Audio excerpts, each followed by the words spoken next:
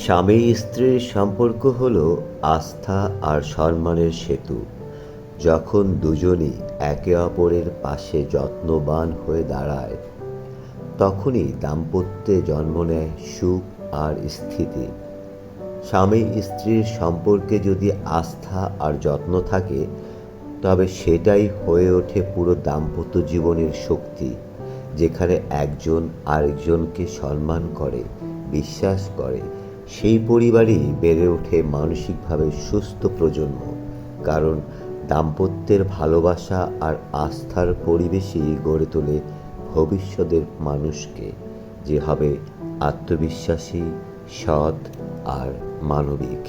তাই দুজনের সম্মানই একসাথে গড়ে তোলে প্রজন্মের ভবিষ্যৎ।